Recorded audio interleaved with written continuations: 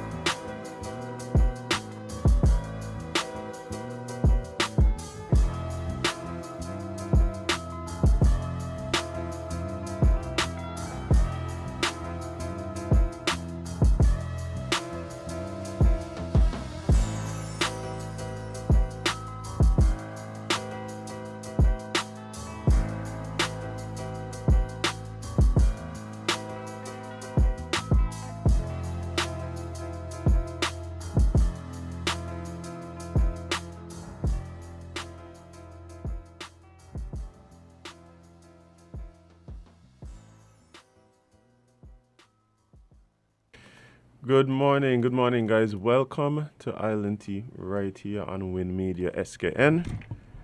And we're back. Indeed, we are. Your faves are back. Kevin and Nazem featuring Jade, Gwen, Idita, Martha Stewart Johnson. And oh, Jade, we got new graphics. Yes. We got new graphics. Yes. For those of you listening on the radio, I've been working. I realize. I'm testing out some new stuff today, so bear with us. But you like our new logo thing? Can I have a nice little teacup? I'm liking it. Yes, with island tea I on like the front. steam. I know, has to have steam. If it is not steaming, Yeah, you say nothing. Yeah, man. So, add the little... Somebody want a cool tea. Not as well. Cold tea is actually disgusting unless it's like iced tea. Yeah. And even that may like so. Lukewarm tea is the worst. That's what it is. It's like you don't know what you want to be. No. You don't know if you want to be tea. You don't know if you want to be iced tea. You want to be juice. Oh my gosh. Confused tea. Yeah, get yourself together. Yes. But guys, it is Tuesday, And January 25th. Oh, so we're going right there. No, do it. Go ahead, do it. No, we could go right there because I feel there's something you need to get off your chest. Yes, indeed, friend. I do. Let me just share with everyone the live stream like I usually do. Right. And then I'll get to it. So go ahead and introduce us. All right, guys. Well, we're back. Today going to be an interesting show. We have special guest joining us in the studio today. Looking forward to that conversation. Yes, we're talking to the Tourism Authority today. I guess they have some news for us. And the minister. Yes, the minister, as well as the deputy CEO, Miss Melnecia, Marshall, and Miss Carlene Henry-Morton. Oh, Yeah, man. You know, I love when she come. Yes. That man, she coming too. I did on the phone last night. Oh, okay. Well, always welcome, friends of the show all. Yes. But, yeah, and of course, we're going to be joined also by our friends from the Solid Waste Management Corporation in just a little bit. To talk some trash. It is indeed Tuesday. And, of course, as you guys might have heard, my lovely co-host here, Have something on my spirit. Yeah, she very Have something on my chest. very traumatic experience yesterday. That Very. Azim, listen. So let me tell you what happened, right? yeah, bye. Yeah, bye. So I went outside. Mm-hmm. Went outside to pick up my son, who was coming home from school, from preschool. So while walking back inside, he said he needed to pee.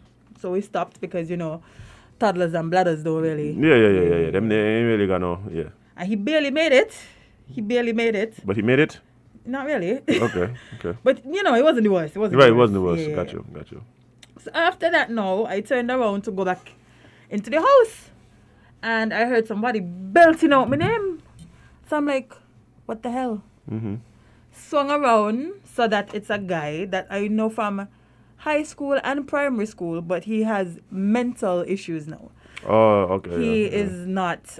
He used to be like a athlete, everything, played football for Spurs, everything. And then one day I realized he was just not himself and that he had some issues. Yeah, that life took its toll. Yes. Life took its toll. Yeah. And that's sad in itself. Yeah. But then, So he wasn't just hailing you up to say, "Hey Jade, what's up?" No. First he shouted out, "Jade, is India your lives?" I was like, "No." And so I turned back around because again I have my little toddler. Right. And I'm trying to get him in the house. Right. Turned back around to walk up the steps. Well, to go through the alley to walk up the steps. And I heard my name again. So I swung around instinctively. And guess what I saw? Guess what I saw, friend? A smile? A penis. What? I hope kids aren't listening. Kids know what penis Yes, is. they do. I saw a penis, friend. What? Yes. Keep in mind, I live next to a school. So kids are literally coming home. Right. Passing. Right. Like outside. And this is what's happening. So this is home time. It is literally around 4 o'clock. So kids. Yeah, kids on the road. Literally going home. And there's a man exposing himself just on the main road. Just on the road. And you know why this bothers me so much?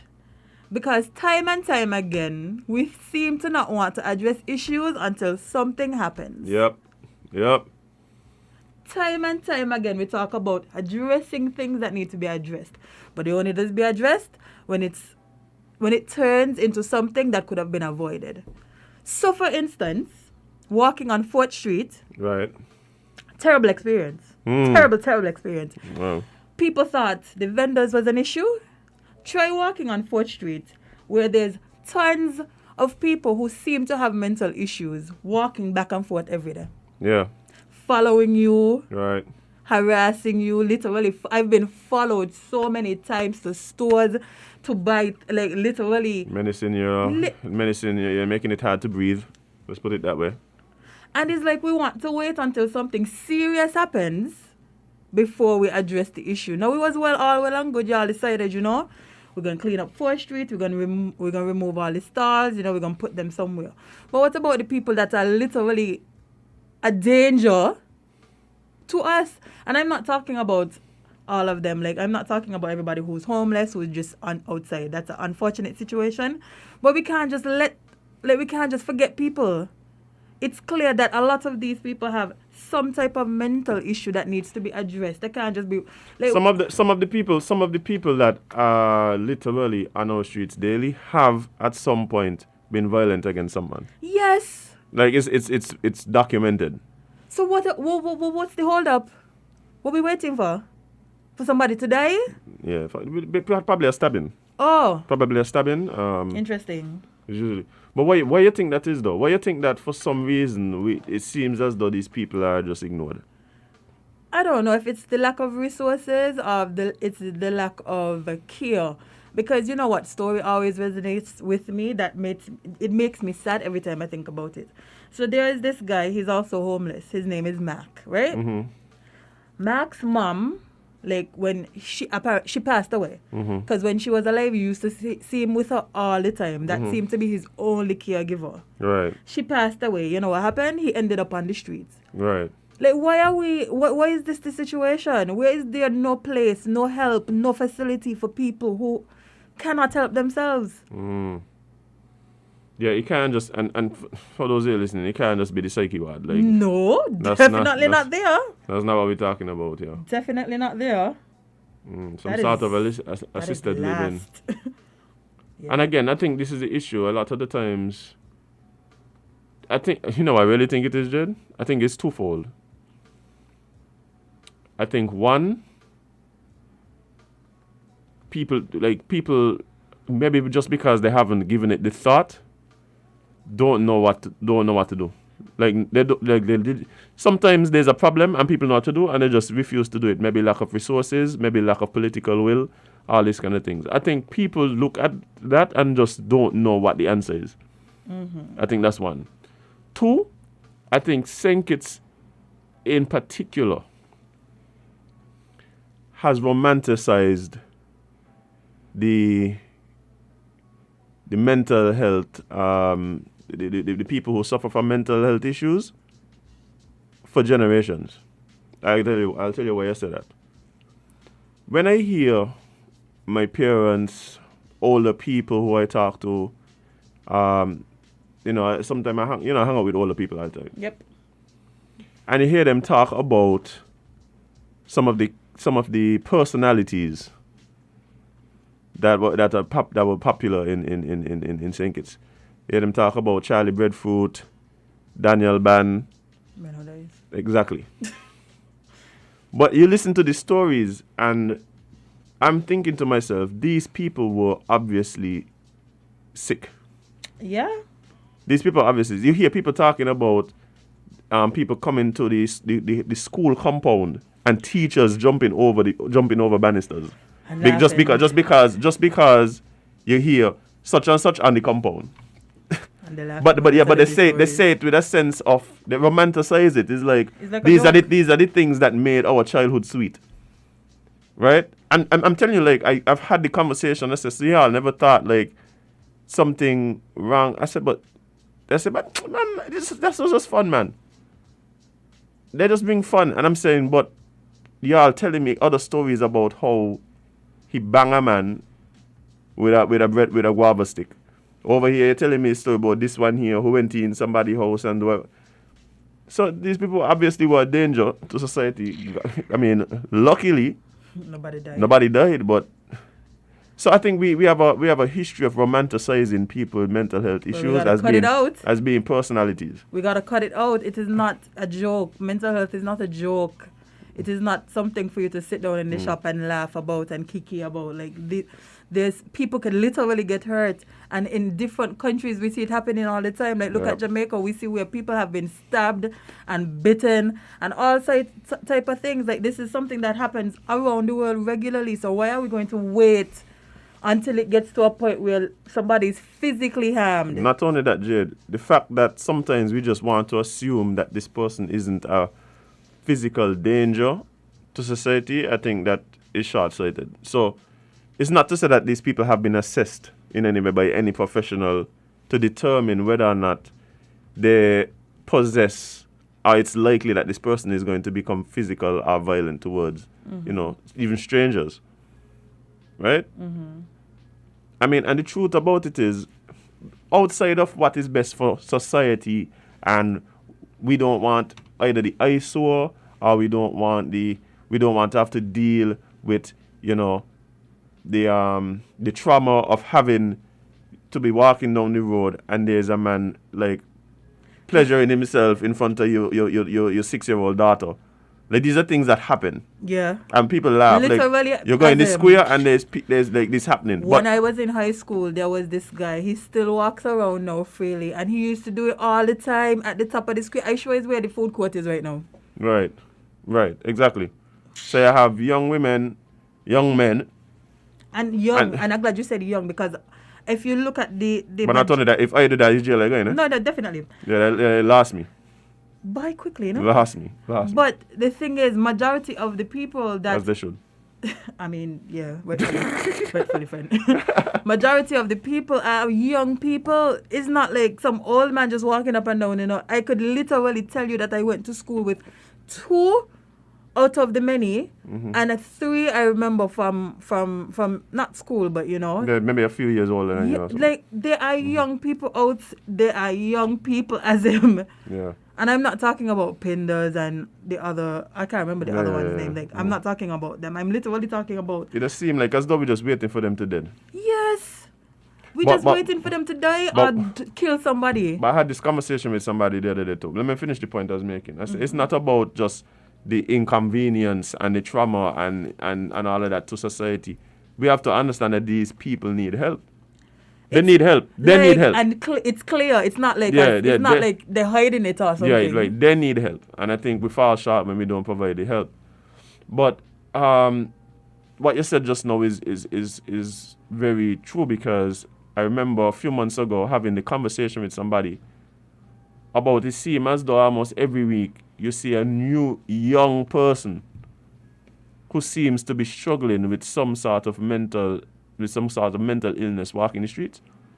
Yes. It's just like every week you see a new one. Yes. Literally. Somebody gonna like. You know what's gonna happen for them to change? You know what's gonna happen? Unfortunately, right? You know what? We're gonna change this when they attack one of the tourists. Yep. That was the same exact sentiment that came up in the conversation. Yeah, that's when the problem when the issue gonna be handled when they attack somebody that they apparently the more important than the citizens. And you know what the problem I have with that? The problem I have with that is that if that is the impetus for... Oh, good word. Yeah. If that is the impetus for action, then I fear that what is going to happen would not be in the best interest of the person who's suffering. No, of course not. You're going to be lock them up in some place or whatever and sedate them or whatever. I tell you already, but one of the things I found interesting about when I went to St. Bart's for the first time was the fact that there were no what we would call vagrants on the street. I didn't see any, and it was weird. Maybe because they're coming from St. Kitts and they're just like knocking down. Yeah, man. They're just here. And I asked the taxi driver, I said, hey, y'all don't have vagrants here? Like, I said, oh, yes, we had one, but we shipped into St. Martin. Oh, we have a call on the line. Caller, good morning. You're live on LNT. What's up? Yes, good morning. Interesting topic today, I must say. I mean, the guys does have some real interesting topics, I mean, I just always wonder, like, why so much young people, at that kind of state, always seems to be like every week is a different one, as Jade said. I mean, it's something we have to try to do to get them back, back to some kind of normalcy. I mean, it ain't easy to see I literally know at least 3 of them who I actually either went school with, play sports with.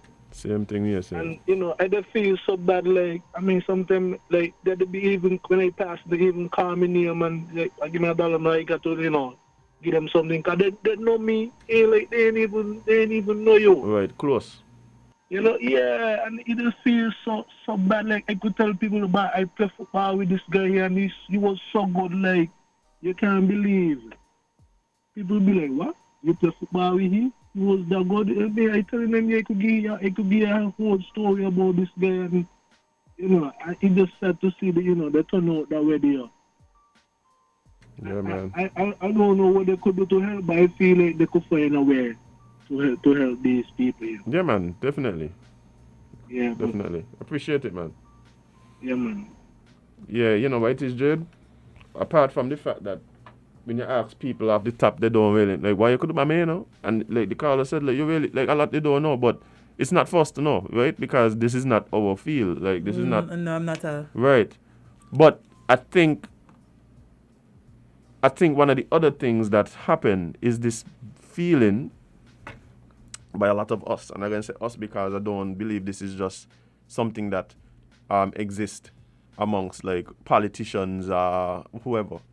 A lot of times, a lot of us, it's not our problem. Mm-hmm.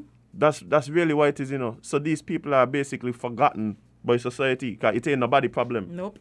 You understand? Until something happens and then it becomes somebody's problem. Yep. You understand? And I think that's the unfortunate part about it. Like, these are the people who seem to be within society, impact society, but at the same time forgotten by society, or ignored by society, if you want to say that. Literally. Like, literally, that's it. I'm not ignoring. What? I am not sure. I'm not in person. I know. It's just the people can't see. Oh. You want to take some more calls? Yeah, sure. Let's see what's going on here. Good morning, caller. You're live on LNT. What's up? Hey, good morning, Azim, and good morning, Jade. Morning. And I've been here listening, you know. Now, if you think to see anything, go up to the psychiatric ward. I remember once I went up there to do a visit. I was dumbfounded by the amount of young people up there. Yes. So if the two you see on the street, multiply it. Well, trust me, a lot of them does kind of come and go. Mm-hmm. If you didn't see one for a while, they most likely they do treat them. Yeah. But you see, the problem is when they come out. Now, the daycare, I don't know if they open again, because if they close, they might have to open it. That's why you didn't see so many of them too, yeah? So there was a place that gave them attention? Yes. Outside of the psych ward. Once they left the psychiatric ward, they were attached. So they lived at home, and they go up there, they give them meals, they give them therapy, they give them treatment, and they're allowed to do activities. At the psychiatric ward, you saying?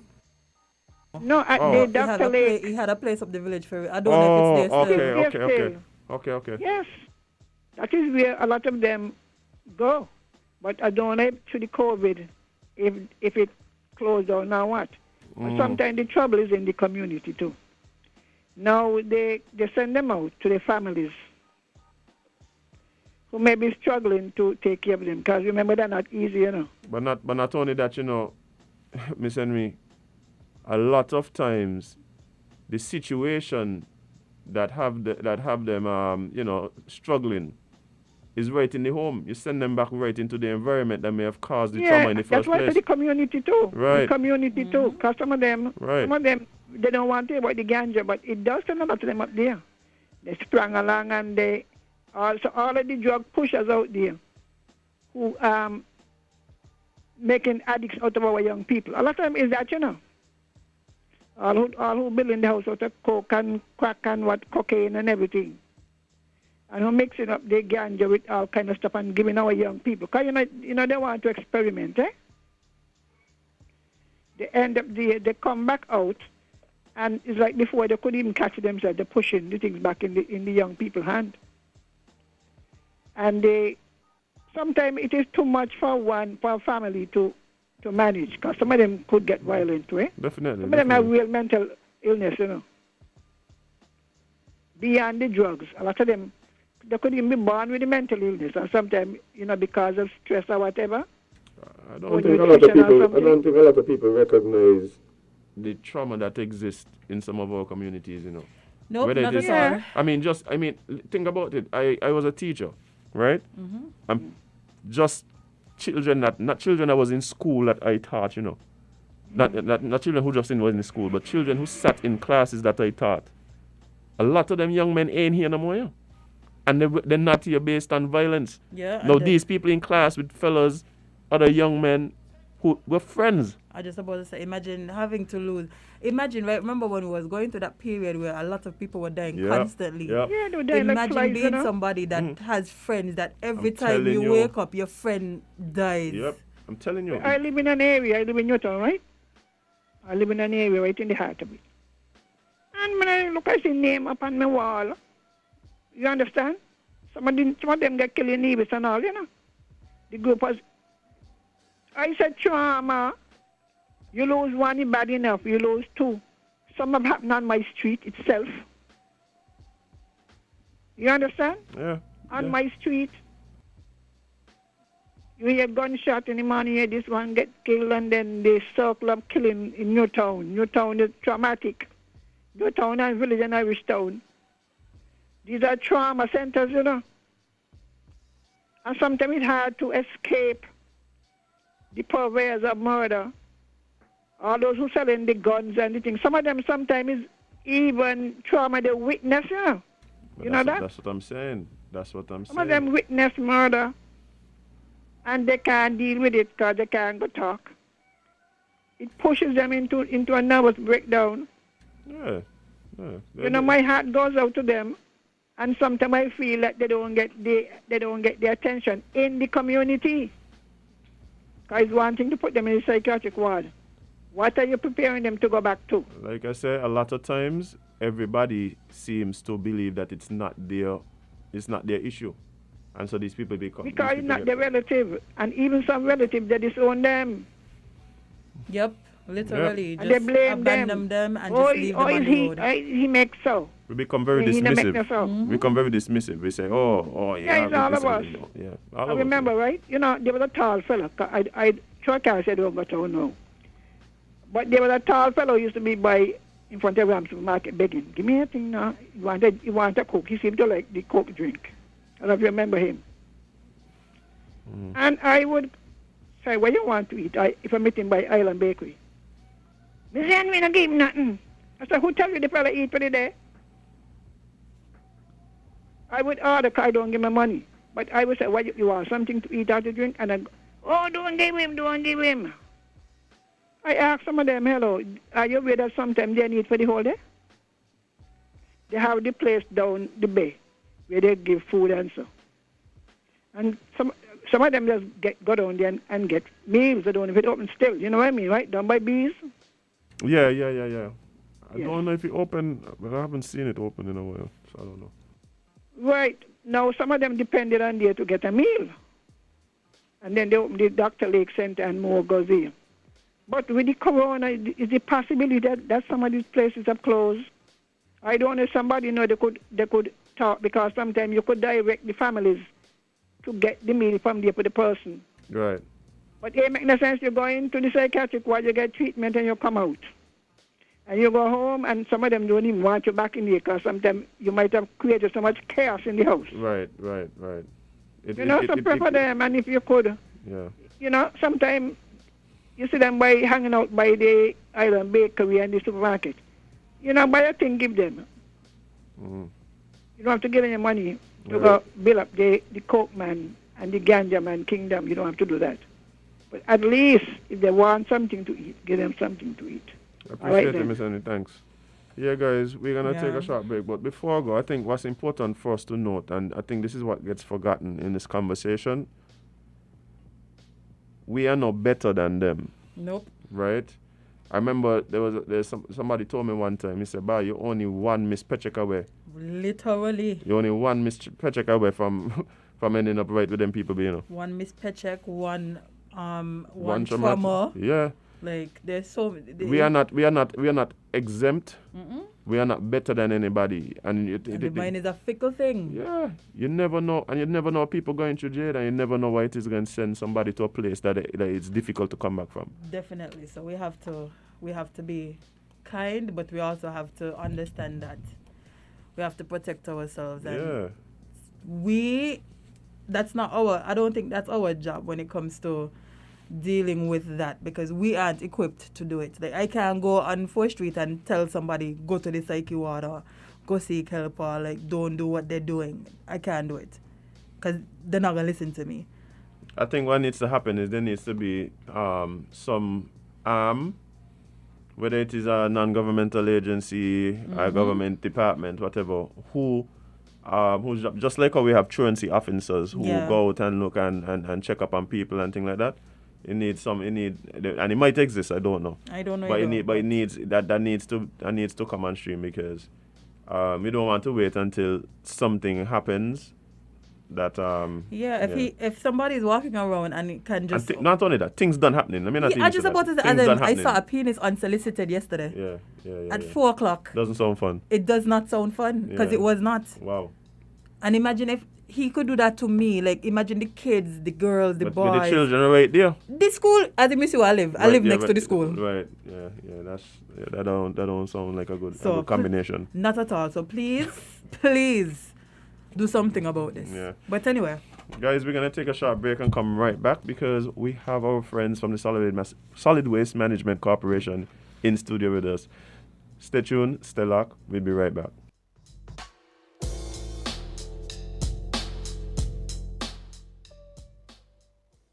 If you say you love your little dear country, try to do something positively. Be a watchdog for the environment. Don't leave everything to the government. We dump our garbage anywhere, lit on the streets everywhere. Our behavior is telling me that we really don't care. Take some pride in your country. Volunteer to clean where it's dirty. Tourism development needs a healthy environment. Whenever we litter, we threaten our survival. So those who engage in it should be treated like criminals. So don't be afraid at all if they call you an informer. Report those who endanger our future. So if you really love this blessed land, this situation demands attention. Think about the future generation. Do what we can to preserve this island. The laws for littering we must enforce. We have to let justice take its course. If you are a proud citizen, you have the right, you have a reason to save this land from destruction. You have an obligation to become involved in anything which affects this nation.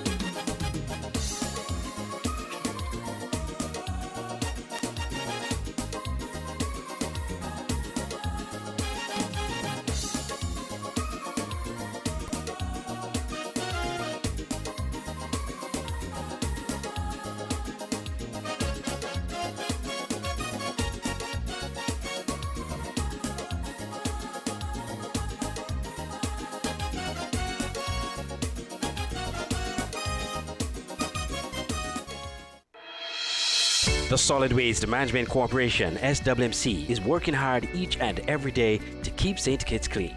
Our primary mandate is to collect household waste while maintaining the engineered sanitary landfill in Connery. While it is the responsibility of businesses to see to it that their garbage is properly collected and disposed of at the landfill, the SWMC offers a commercial waste disposal service with our Nosy program. We also offer a bin rental service where persons can rent large bins to do community cleanups or other waste disposal activities. Additionally, our headquarters in Taylor's Range include state-of-the-art conference rooms for rental. So when you're hosting another event, consider using the SWMC conference facilities. We want to continue serving you by keeping our environment clean. Because at the SWMC, waste matters. For more information, call our office at 465-9507. Hey guys, welcome back to Island Tea right here on wow. Right here with Media SKN. Nama, don't feel no way because what's going on is Jade is trying out on your background. Mm-hmm. It's quite tropical. I feel like I'm in the jungle. I mean, Island Tea. Wow. That's a lot, Jade. I know. Yeah. I'm a fix it. Oh wow. But yeah guys, we have Nama in the studio here for Talking Trash.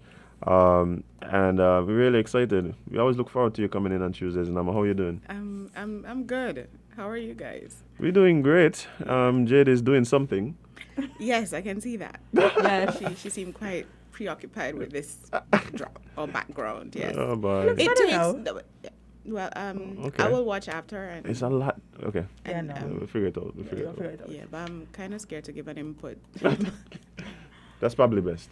Yes. Let's talk trash. Yes, definitely. So welcome to Talking Trash right here on Win FM 98.9. Talking Trash comes your way every Tuesday morning from 8:30 to 9 a.m. I'm your presenter, Nama, and we were to have some guests this morning, but right now with COVID, there's certain things. There's a lot of uncertainty. And so, unfortunately, they will not be able to be with us today, but we will definitely reschedule them because I know you guys will be excited and will love what they have to say. So, but we will still continue with our series of topics on the topic waste matters and why waste matters. And so today we'll talk about shifting our minds and our attitudes and why it's important that we do so for waste management. I just want to remind us of a saying. I think I did mention this saying last year. And if anyone knows the origins, because I can't remember the origins of the saying, you can, write it down on the Facebook post or on YouTube so that I don't have to go and do the homework. But if the saying is, if you continue to contaminate your own home, you will eventually suffocate in your own waste. I don't know if you guys remember us talking about that. But basically, let me repeat that again. If you continue to contaminate your own home, you will eventually suffocate in your own waste. Indeed. And this is why waste matters. Indeed. No matter how little you litter, eventually that little bit will accumulate into a lot. And that's just facts. Indeed. Yeah. And it will take up more and more space until there is none left. You guys ever watch Hoarders? Yes. Yes. That is a scary. The show? Yeah. Mm-hmm. I watch plenty. Yes. It's so fascinating. It is literally fascinating. Eh? It is. And oftentimes we always wonder, like, I'm sure you guys wondered, how did they get to that point?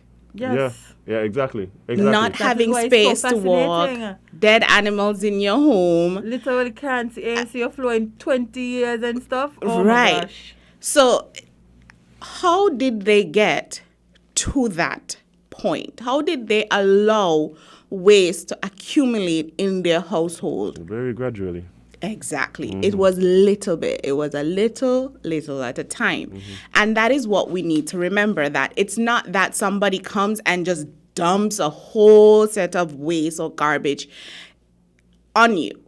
It's a little bit, little. There's an African saying that something like, little by little fills the barrel. I think it originates from Africa, but we have it in the Caribbean. Yeah. And one full basket. Mm-hmm. And so little garbage fills the home, fills the country, fills it right. And so, I mean, for me, watching it as a young person, it used to just be fascinating. Like, oh my goodness, what is wrong with these people? How can you get to that point? And if you realized from the show, now for those of you who don't know about the show, Hoarders is a television series. Was. I think it's cancelled now. Mm-hmm. You sure? Yeah. Reruns going on. Yeah, I think it was cancelled. I think it was cancelled twice and brought back and then cancelled again. But it's a television series and it's about mental disorder, really and truly. And the mental disorder where individuals are either unable, they lack the ability to let go of things, or they just accumulate too much. Right. Or a combination of both. Mm-hmm. And so once you start to now look at it from that perspective, you understand a little better how we as a country can end up in a similar situation. Because it's not to say it happens overnight, it's little by little. Yeah. It's that one person, that one person becomes 2, and then 3, 4, and then the entire country thinks it's okay to litter. Because that has now become the norm. Right. Now, going back to Hoarders, they got to a point, these individuals, where not even their families could help them to clean the mess. So now they had to bring in resources, obviously spend money, not them individually, but the show had to spend money. Mm-hmm. But somebody had to spend money, a lot of money, to clean up these homes. And oftentimes, it wasn't just about cleaning the home, because you could clean the home, but if you don't deal with the root cause, the individual will start to reaccumulate these things again. Of course. Mm-hmm. And so I want us to look at this show and take away 2 main points. The first point is the resources it will take to clean up our country if it is we don't do what we are supposed to do now. If we don't shift our mentality, if we don't become cognizant and we don't start to hold each other a lot more accountable for waste management, we will end up just like those individuals in hoarders. And so the resources we'll have to spend to fix it. And I want us to remember that there are some things that just cannot be fixed. There are certain things in nature that once damaged, they are irreparable. You can't fix it. And oftentimes even the replacement does not quite do it justice.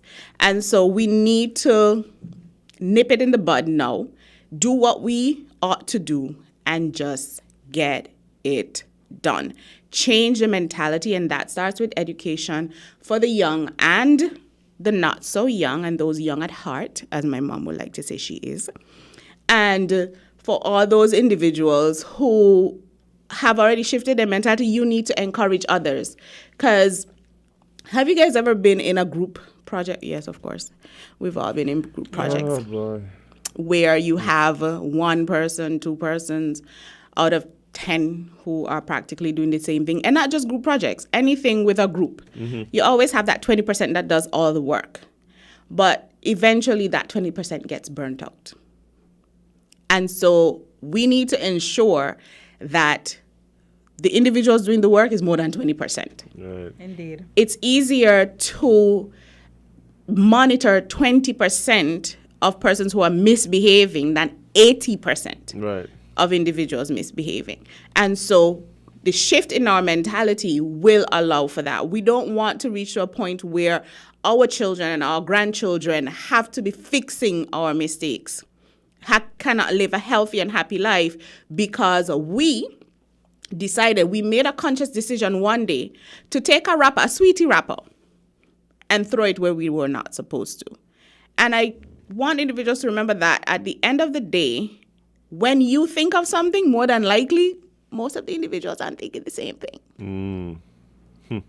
You know, we are special, but I don't want to burst anybody's bubble. We ain't that special. In our thoughts, most of us are thinking the same thing. When you know, sometimes you think, oh, I'm going to the Fed, but most people going to go there around 10-ish. So I'm going to be a little later so I don't get get caught up in traffic. More than likely. Everybody thinking the same thing. Exactly. Indeed. So you're still going to get stuck in traffic. So we are special as individuals, don't get me wrong, but we ain't that special. In terms of our thinking processes, most of us think the same way. And so if you are thinking that you are the only one dumping that sweetie wrapper or that bottle of water or whatever it is, bet your bottom dollar you are not the only one. And so when we shift that mentality where it becomes that most of us are thinking that as soon as you take off that wrapper on that sweetie, it's straight to the dustbin, that is where we need to get to mentally as a society. And we're not quite there yet. The next thing I want us to take away from the show is it wasn't that the individuals enjoyed living in the mess or wanted to. And I think some persons didn't get that. They think... Oh, they love this situation. Yeah. No. But it's not that they enjoyed it. Mm-hmm. But for whatever reason, they suffered a mental condition that caused all of this. Now I know as Caribbean people, Black people in general, we often dismiss mental illness. And we do. We dismiss mental illness and we say, we sort of camouflage it as something else, maybe laziness, all sorts of different things. But mental illness is a serious issue that we do need to deal with as a society. And so I want to liken our situation to that of a mental illness. If it is, we as a society do not do what we are supposed to do, what we'll be doing is basically creating a mental illness in society. If our mentality and attitude does not change, if our mentality and our attitude to waste does not change, we will be the ones to suffer. And those are just facts. Right now, it's just a few individuals in society. However, if left unchecked, then the number will grow every single day. It is growing every single day, and we need to nip that in the bud, especially starting with the young. But the adults also need to do what they're supposed to be doing. And if we don't nip it in the bud, we will suffocate in our own waste, unable to live happy lives. It doesn't sound pleasant. Does not. Yeah, it's not a pretty sight. No, it's not. Just picture it. You know, why would you want to suffocate in your own waste? Trust me, that's not a good experience, okay? I don't, yeah, and you're correct. A lot of people don't have the resources to figure out, because a lot of, the thing about it is you can't tell from just looking at somebody. You can't just say, okay, Azim is a hoarder. Like, it's not a look. No. It's usually when you go to their house and you realize, Yes. But I think even outside of that, it's like Nama was saying, a lot of times we don't recognize that we aren't the only one doing this behavior. And so it's the accumulated effect of everyone's actions that, yeah, Exactly. Imagine if one company, right? Let's use a company like TDC. Suppose TDC every day each worker dropped their lunch crate or their bottle on the floor of TDC. Imagine how TDC will look in a week. A week? Yeah, I giving them time. Wow. I giving them time. Imagine how TDC will look in a week. Now take that same example and paste it with the entire country.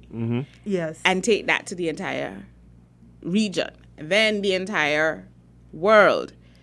It accumulates. And it's not a problem that you said, oh, you're going to see the aftermath or the damage in 2 weeks.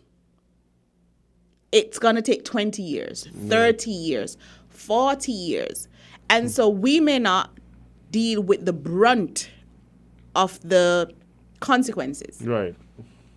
But future generations, Exactly. yeah, in a position Now, yeah, are you going to consciously bring a child into this world to put them in a house picture the house of the hoarder?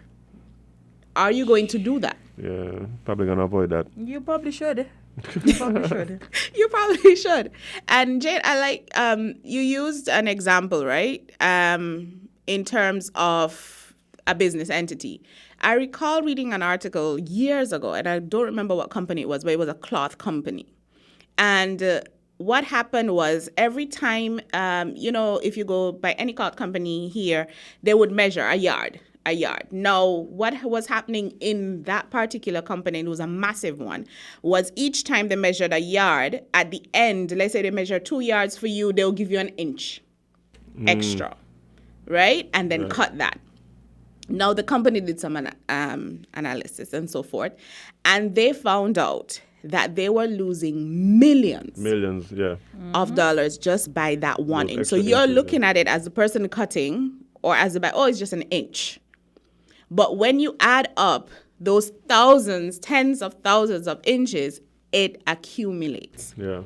And so the company was losing out on millions of dollars in revenue just because of an inch. And that is why I wanted to use the example of a wrapper, of a sweetie wrap, because it's just so minuscule. It's just so tiny. It's most like you barely see it on the ground, even if it's dropped. But if you can picture thousands of them, you start to see just how impactful it can be. And let's not forget, it's plastic. A sweetie wrapper is just that, plastic. So it's not really going to break down into the earth just as easily as that. And so at the end of the day, if we can manage the little waste, the little things in the proper way, then definitely we can work out something for the bigger items. Definitely. The same way we said, okay, last week, a week before, we said, no, we cannot dig no holes in our backyards because it just makes no sense. We can't manage it. And this time we know, in order for us to do what we must, we have to shift our mentality. Our mentality needs to be one of cleanliness, and not just cleanliness. I mean, even if you are, I know, for me, if I'm somewhere and I do have a sweetie, I'll put it in my purse. And then when I get to a bin, I'll dispose of it. If that's Right? home. So easy. I don't understand why people feel the need to just drop things. Exactly. Like I literally can't get it. You go to an event or you go to a function, and somebody has a water bottle in their hand and just decide, you know what? Let me just drop it here. That makes no sense Like, to bruh, me. what kind of home training you got? None. That makes no Zilch. sense. Zero. Because, okay, so my car is like a closet, house, whatever you want to call it. I do have a dustbin in my car. And so, because I would drink water, have bottles of water there, whatever, I would dispose of it in the bin. At the end of the day, I will have to clean that car. And I know all that waste is going to go into the dustbin. Rather than me saying, oh, I don't want my car messy, so I'm going to dispose of that bottle outside. That is not the way to do it. We can't function like that as a society. Our attitude to waste disposal needs to be that of, needs to come from it needs to be a personal level. Right. I am accountable for anything and basically everyone. So if I see, which I won't be seeing Jade, littering anywhere. Oh no, I will fight you. I will fight people for littering, okay? Like, I am ready. So when Jade sees you and she tells you, hey, so we're using a more realistic example. When Jade sees you and she tells you, hey, no, you got to pick that up. She right. Yeah. Because really and truly, that is coming to affect Jade's child.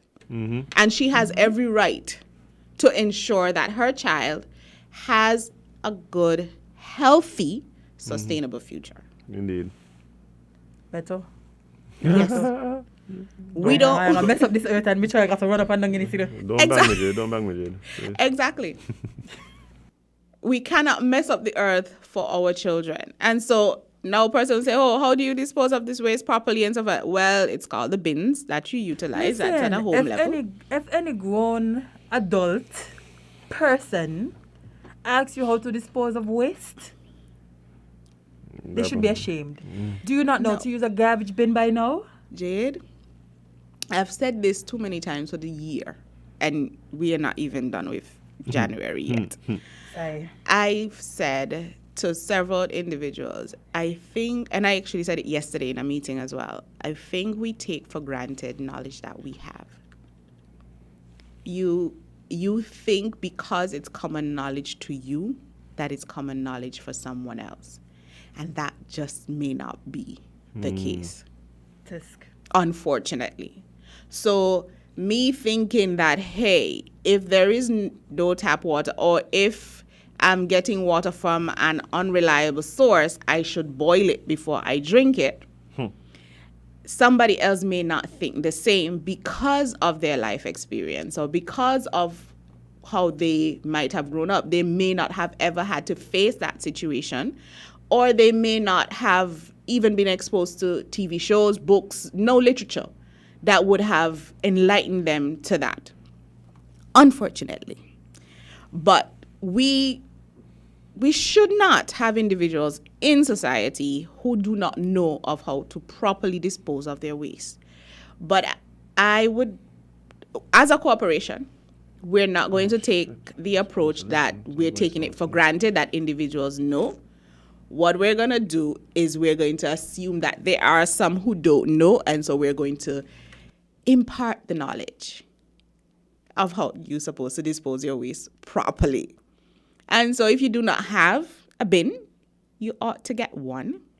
And you ought to make sure that your bin is clean, washed. If it's retaining water, ensure that it has holes to the side so that the water can drain out and all of that.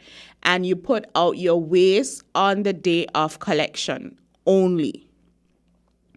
Other days, your waste is supposed to be inside your yard. You put out your waste Yes. on the day of collection only. Okay?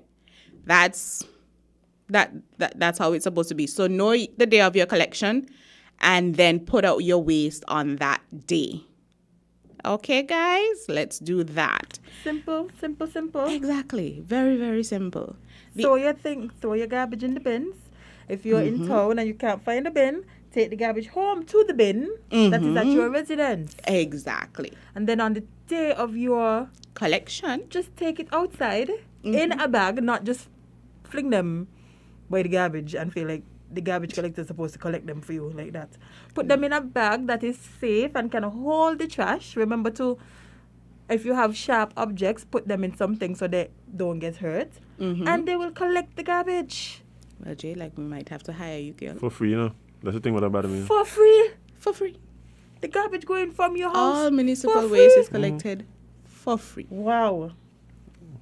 Right? Maybe Imagine that, eh? Exactly. And then the other types of waste, we don't charge much. Right. So Minuscule. you can just call the landfill 466-1471. 466-1471, and you can explain to them what you wish to dispose and how much of it you wish to dispose, and they will give you a price so that you will go there knowing how much you have to pay. And the most you're going to pay as an individual is not even more than $100. You're not talking about business entities. You're talking about individuals. Then, of course, for those businesses, because we only pick up municipal waste, so any waste generated by a business, we have the Nosy program. And that Nosy program, of course, you can contact Miss Henry with regards to that and contact our head office. And we can register you for the Nosy program so that we'll be able to pick up your waste. That also is a very reasonable cost. Right? So new businesses, old businesses, anybody who's not registered, get registered and we will be able to pick up your waste and dispose of it properly. Because at the end of the day also, if you're generating waste to the point where it's super heavy or you have 3-4 bins, that's no longer municipal waste. That's business grade. And our loaders aren't supposed to be lifting up. Because even if, okay, we're saying, okay, the trucks, you hook it onto the truck, but they have to get it to the truck. They have to pull that to the truck still. And then the truck will do the super heavy lifting. But there is still some measure of lifting. And so we are supposed to just be picking up. And that's why we collect at least once a week so that the waste doesn't accumulate to the point where it becomes impossible to lift the bin just in case that bin needs to be lifted. Right? So you can contact the head office, 465-9507, and you can speak to Miss Henry with regards to the Nosy program. And so that is how you get rid of your waste. And how do you shift your mentality? We definitely spoke with regards to that. And all you have to do is educate yourself. And we, of course, we will be doing just that. And utilize Google, utilize all these engine searches and stuff like that, books. And there's so many sources out there to learn. So many sources, online and otherwise. We have libraries in this country, and I'm not sure if they're patronized much. Sadly, no. Right? I don't think it's like, sorry, as in back in the day when people used to actually look forward to going to the library on Saturday. Yes. I think that has changed. Girl, Libraries listen, need to change. I was an avid reader. I don't read as much as I used to, but I was an avid reader, and I would read. I was one of those children who was supposed to be studying, and I had my book like in the middle of my geography book, and mommy will have to come and check up on me to make sure I was reading. I recall a time I had suitcases of books, and so she decided she's gonna donate one of them to the church so that they will sell them and make money. And I saw the books. I was like, yes, more books. And of course, I went to buy it, and I'm reading. I'm like, wait. But me don't read this. I don't read this. You bought your own books? And I'm like, but I was livid. You didn't even know mommy done sell your book. Mommy done give me books. This is literally an episode of Peppa Pig, eh? This literally happened on Peppa Pig. For real? Yes. He sold, his wife donated a chair, and Daddy Pig went to the place to look at it, and he was like, "Oh, this chair match the chair go home." But the chair brought it home. I was like, Wait. But "This is my chair." But luckily I didn't buy the books. But I did get somebody else donated some books, so I was able to purchase books that I didn't have. But at the end of the day, the sources are out there, so utilize them. No one's supposed to be able, in this day and age, to say I don't know something. In terms of, yes, I can say I don't know, but I should know where I can find that information. Right. You should know who can provide that information. So, for example, if I as an employee, a simple example, I as an employee may not know every single thing in the labor laws, but I know I can call the labor department. Now, if I as an employee don't know nothing in the labor laws and don't know that I can call the labor department, I have not done my due diligence. Right. So we ought to know where we can get information from, or who can guide us to where we can get the correct information. That's important. And before you go, let them know again, where can they, or how can they contact? I mean, I know you say it every week, but tell them again, how can they get in touch with you? Because, they often call and we're like, call them. Yes. Well, for the landfill, you can call 466-1471. So that's 466-1471. That's the landfill. You can call with regards to anything, with regards to the landfill, disposing of waste, what's the cost, etc.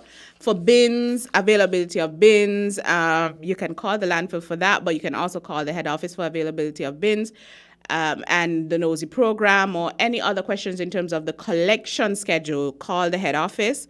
And that's 465-9507. And you can speak with the Nosy program, you can speak to Miss Henry.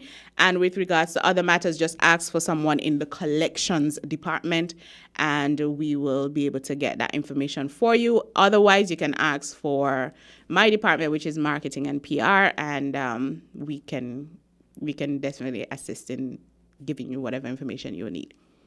Yeah. All right, lovely. Indeed. Yes, so thank you guys for joining us on yet another segment of Talking Trash. I hope next week I will not be alone, and we'll have some guests to impart onto us new knowledge. Bring friends. Yes, so continue to join us right here on 98.9 Win FM. And of course, if you missed the show, don't forget you can still watch it on Facebook and on YouTube. Have a blessed one, and don't forget, waste matters. Your little dear country, try to do something positively. Be a watchdog for the environment. Don't leave everything to the government. We dump our garbage anywhere, lit on the streets everywhere. Our behavior is telling me that we really don't care. Take some pride in your country. Volunteer to clean where it's dirty. The Solid Waste Management Corporation, SWMC, is working hard each and every day to keep St. Kitts clean. Our primary mandate is to collect household waste while maintaining the engineer sanitary landfill in Connery. While it is the responsibility of businesses to see to it that their garbage is properly collected and disposed of at the landfill, the SWMC offers a commercial waste disposal service with our Nosy program. We also offer a bin rental service where persons can rent large bins to do community cleanups or other waste disposal activities. Additionally, our headquarters in Taylor's Range include state-of-the-art conference rooms for rental. So when you're hosting another event, consider using the SWMC conference facilities. We want to continue serving you by keeping our environment clean, because at the SWMC, waste matters. For more information, call our office at 465-9507. Maybe it's the way the brilliant gold liquid reflects our sunshine, or how the bright blue of its label mirrors the clear Caribbean skies overhead. Maybe it's the fresh, crisp taste of this beastly cold beer on a scorching hot day. Maybe it's even the way it brings us all together. But one thing is for sure, Carib is very much a part of who we are wherever we're from in the Caribbean. Carib. it's the way we play. Drink responsibly. Horsford's Value Mart IGA is helping you spend less and save more. How, you ask? Essential Everyday and Equiline. Spend less on our Essential Everyday products and get the best quality, the best taste, and the best value. Spend less for all your family health and beauty needs with the Equiline brand of over-the-counter products. Horsford's Value Mart IGA is helping you spend less. With our Essential Everyday products and Equiline over-the-counter health and beauty care products. Shop smart and spend less at Value Mart, where price matters most.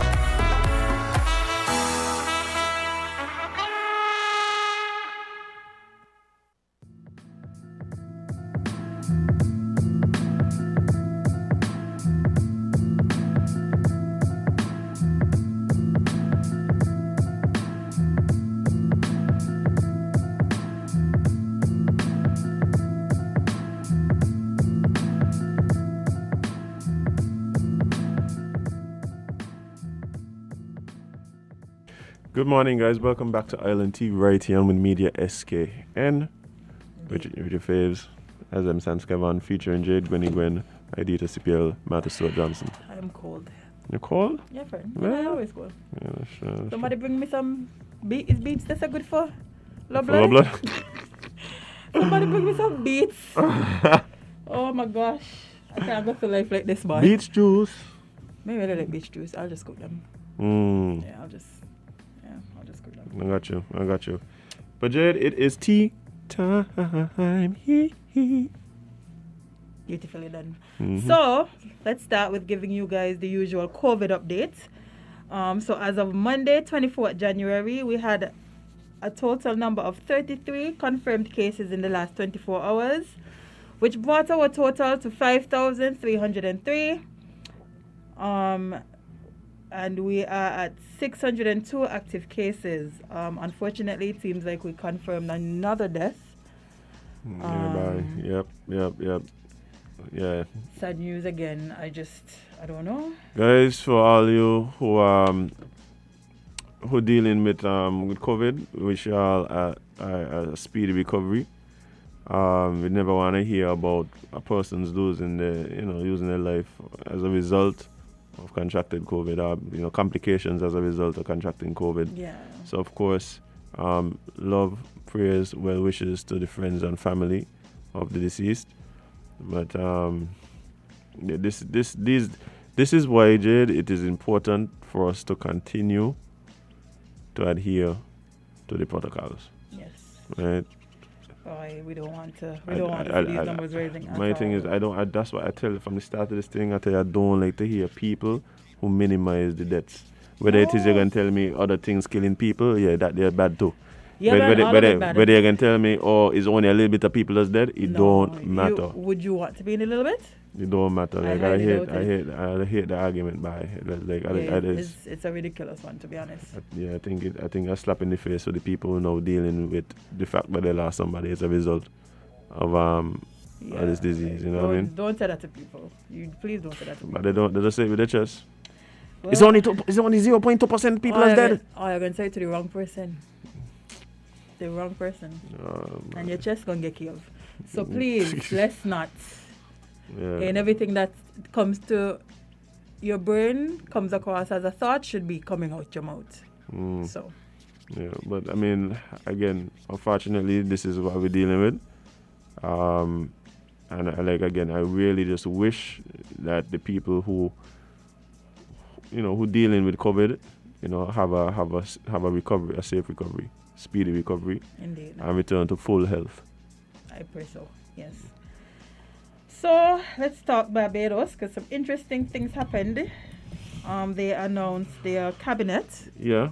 And two things that stood out to me. One was that they elected their youngest senator. Like literally. They appointed, yeah. They appointed their youngest senator. So Prime Minister Mayor Motley announces Advocate Khalil Kohdiwala as Barbados' youngest ever senator at the age of 18. Okay. Nice. That's vibes. Congratulations. That's Congratulations vibes. to him. Right? Also, Cynthia Bradshaw named as Deputy Prime Minister of Barbados. Bradshaw becomes first woman Deputy Minister of Barbados since 2006. Nice. And she becomes the third ever woman Deputy Prime Minister, following Dame Billy Miller and now PM Mia Mottley. Mm-hmm. It is the first time in Barbados history that both Prime Minister and Deputy Minister are women. Right. Look at Barbados just paving the way now. Like, we need to see more women in these seats. I feel like it's time. We're not in the old days, you know, where it was unheard of for women to have positions like these. So I would like to see more women on this pedestal, honestly. You? Me who? Okay. Me who? Did I misunderstand your question? Because I know you asked me why I think you're asking me. I said not be crazy. Okay. You know how Parliament would look if I India? Like vibes? Chaotic. I mean, it done chaotic, so. I was about to say, like, what are you talking about? Like, I don't want to add to the chaos. seems like you fit right in. No. Let's not put me in there. Because two things I can't control sometimes. My facial expressions and my mouth. So cabinet is not the place for me. Not at all. I got you. Where you want to go next, friend? Know your strengths. I know, and it's on the radio. That's it. We can do... You want to do the end game? Yeah, let's do that one. You want to read it? Yeah, read okay. it. If this thing loads. Okay, here we go. So guys, here we go again with the World Health Organization trying to just temper expectations. But the World Health Organization chief warns against talk of endgame in the pandemic. Now, the World Health Organization Director General on Monday warned that conditions remain ideal for more coronavirus variants to emerge, and it's dangerous to assume Omicron is the last one or that we are in the endgame. Imagine that. And I said so the last week. People We have did. done make it. We did. But Tedros Adhanom said the acute phase of the pandemic could still end this year if some key targets are met. Tedros laid out an array of achievements and concerns in global health over issues like reducing tobacco use, fighting resistance to antimicrobial treatments, and risk of climate change on human health. But he said, ending the acute phase of the pandemic must remain our collective priority. Collective, okay? There are different scenarios for how the pandemic could play out and how the acute phase could end, but it's dangerous to assume that Omicron will be the last variant or that we are in the endgame.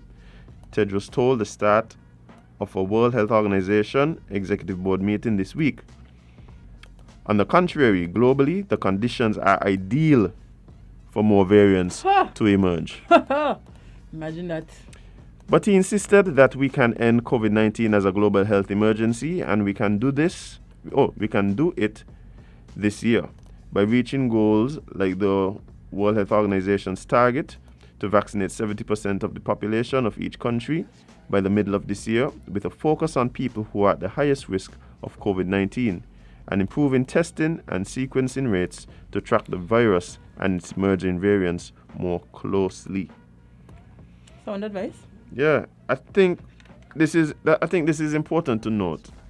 We've seen all throughout the pandemic, right, that when things get a little good, people act as if like it don't exist anymore or it's over. Yeah. And what happens is we keep just falling back into the same trap over and over and over again. We're seeing countries who, through their hubris, some of the leaders talking about, we've beat the pandemic, No, I'm not talking about India, boys. When you look, to toots, they ain't gonna oxygen. they ain't gonna oxygen in the hospital. People buying oxygen on the black market. But we beat the pandemic. As if you know how crazy that sentence sound. It's true. People are buying oxygen Yeah. on the Yeah, on the black market. Yeah. oxygen, the thing we use to breathe daily. Yep. That's where we've been. Wow. After leaders declare that we've beat the pandemic. So that's why I think it's that, and this is why I keep saying all the time, like, all these assumptions that we've been hearing about, all the variants them gonna get weaker and weaker till it's just like nothing. Who tell you that? Oh, we done deal with it, we passed the worst. Who tell you that? It is important for us to celebrate the successes, celebrate the achievements, but at the same time recognize the reality of the situation. And we are not out of the woods yet. We're not out of the woods yet. So, and if you want us to get out of the woods, the best thing to do is to just respect the situation that we're in and move accordingly. Somebody say every time things get better, they send out a new variant. Because every time things get better, people go wild in. I feel like people think they're releasing them like Pokemon. Like, I don't think that's what's happening. Not me, no? Not me for sure. Oh, it's that there. I said the last thing I want to do is catch every variant. Actually, you got people out there who don't get corona 3 times. Yeah. I wonder if they just realized by, let me see how this variant tastes. Like, it's different flavors and they want to taste all the flavors them.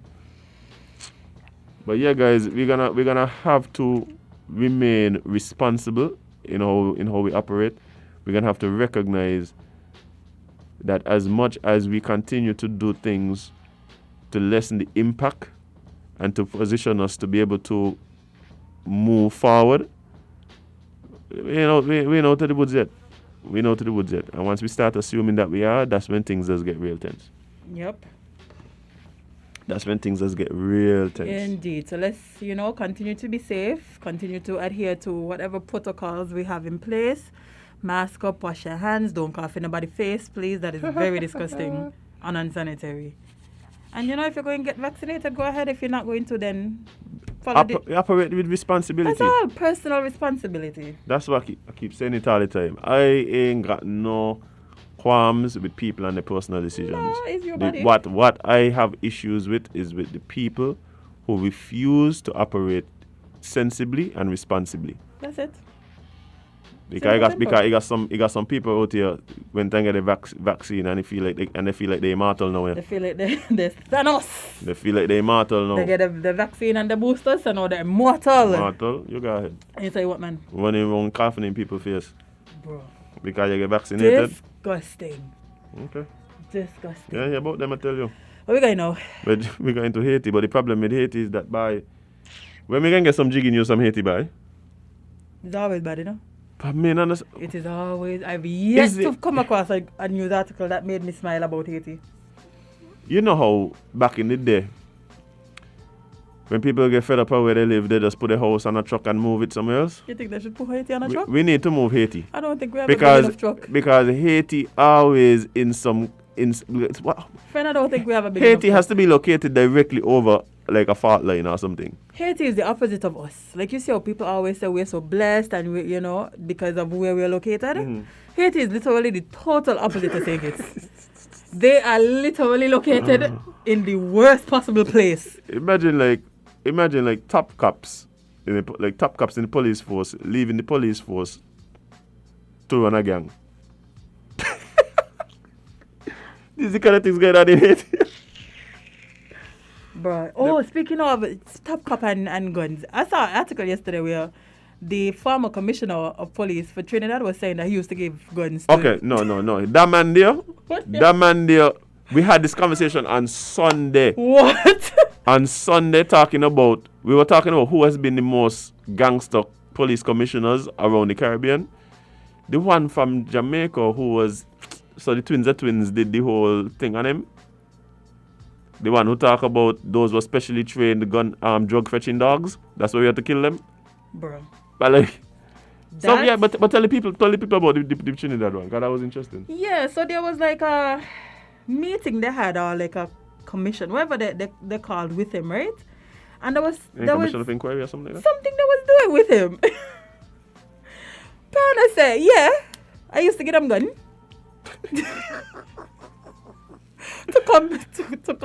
to balance out or to combat the crime that was in Trinidad. And the man saw no problem with it. Like he had no issue with saying, yeah man, I used to get the citizens them gun. Like, bruh, what are you saying? He deputized the citizens. That's what happened, Jay. You see, you didn't understand what the man was saying. The man deputized the regular citizens to be able to combat the criminal elements, the criminal elements within their communities. Imagine Cromwell saying, yeah, I just say give people guns. To combat the criminal elements in their communities. I don't feel like that you would work the same. Maybe it's just me, but go ahead. Do the hate story? Sorry, that they just triggered a thought. I don't wonder if the commissioners them does like lime out to get answer, because you can imagine like Brandy calling here and being like, so how do you say they want me by? Yeah. You think that was like a Caribbean group chat? They're supposed to. So you think that they stop what he's They got to watch. There have to be like a group chat between all of these man, and they're just being there laughing. They're just being there laughing. I could imagine like one commissioner of police being like to another island like, hey, so again, I hear I had 3 murders last week. But you know who the probably does get on? The commissioner for Jamaica. He probably the laughing stock in the I know who the new one is. I don't know either, but read the article. Let me go check something really good. But guys, we're speaking about Haiti, and there was another earthquake. Unfortunately, there was a loss of 1 life, and it's now sending residents flooding into the streets. Haiti was struck by a 5.3 magnitude earthquake and a series of smaller tremors on Monday that killed 1 person and led panicked residents of the Caribbean nation's southern peninsula to flood into the streets. The U.S. Geological Survey reported that the first quake hit an area near the city of Les Cayes, hopefully I'm pronouncing that right, and was followed by tremors of 4.4 and 5.1 in the same area. Just 6 months after, a major tremor in the same region killed more than 2,000 people. Wow. 1 person was dead and numerous people were wounded, according to a civil protection report forwarded to Reuters that was later confirmed by Civil Protection Chief Jerry Chandler. Numerous houses have been damaged, the report said. Chandler had previously said that no major damage had been reported. A resident of the town Pestel on the southern peninsula said the impact appeared to be minimal. In Pestel, there is not so much damage, he said. By phone, we see that the houses next to the sea that were already damaged have collapsed some more. Children ran out of school buildings and people were terrified even though there was no damage, according to one resident. In August, a 7.2 magnitude earthquake destroyed tens of thousands of homes, left families sleeping outside in torrential rain, and forced Prime Minister Ariel Henry to suspend elections that had been scheduled for November. Haiti is still recovering from a 2010 quake that killed more than 200,000 people. Guys, I don't know. It's one thing to go and say pray for Haiti, but I mean, I can't even imagine being in this type of situation. Sometimes we take our situations for granted, and how good we have it. But we here talking about natural disasters that would have at one sweep wiped out 200,000 citizens. Like, I don't think there's a lot of us that can fathom what that's like. I hear people talk about the aftermath of, for instance, the Christina disaster here, which totally wrecked the peace of the society around here. So to even try and fathom what this does to a society, it is impossible for me to do so. But quickly, we'll take one call quickly before we go into the next segment of the show. Good morning, caller. You're live on Island T. What's up? Okay, well, we lost that caller. But guys, it's unfortunate. It's unfortunate. Oh, you have a caller coming back. Good morning, caller. You're live on Island T. What's up? Yes, good morning, my Island T family. Morning. You know what amazed me? When you look at Haiti, the amount of disaster they don't get. And it's just the other day made to understand this young, they ain't thinking about no God. It look like only when they get this thing, they get a little frightened and they're running up and down. Look how they can go kidnap these people now who gone there, want to be missionaries. It's missionaries. Nothing in them. I don't know what to say about them because from that time there with that bad earthquake, what did they get? They should have. Everybody ain't gonna be really a Christian, but I believe it should have need three quarters. Should have been really Christian society. Minded. I don't know. Me don't know that like me was Satan, the wicked nation. Oh Lord, no. Any wicked, what happened to them really? Nobody to control them. Nobody could say nothing to them. Yes, American has studied them because it seems as they just live up to themselves. Who want rule, and who don't want rule, that's the business. I don't know what to say, Island T. Them the need me. You ever see me in Island T if you ever get a video the last year? The house is actually sinking after the earthquake what they had. Mm-hmm. You decide? Yeah. My mother, Island T, as old as I be older than old enough to know what's going on. I never seen nothing. That's amazing. Could imagine you in a house and you no hope for you getting out of the house.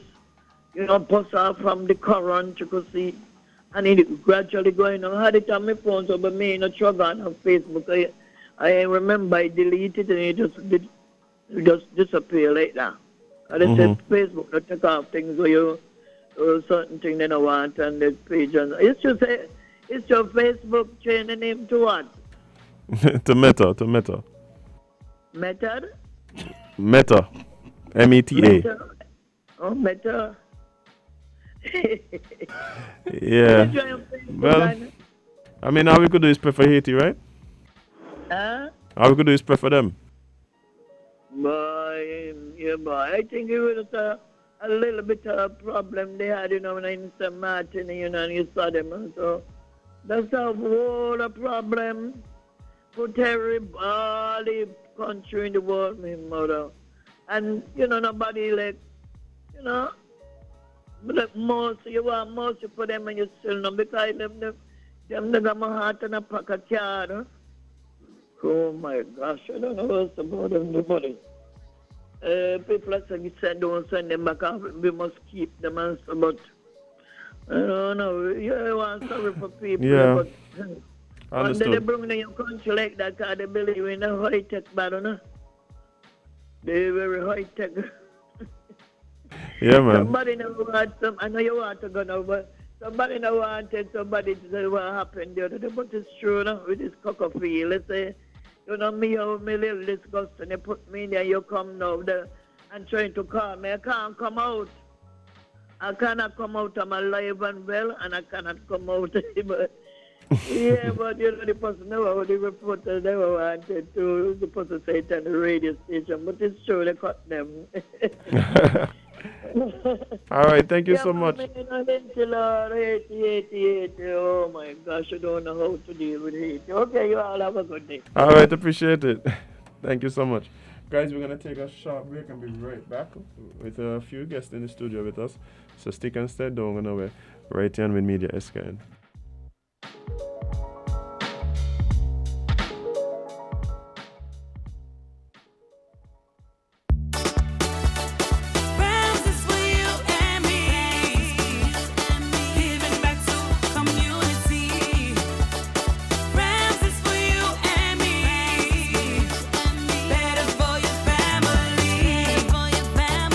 Better service,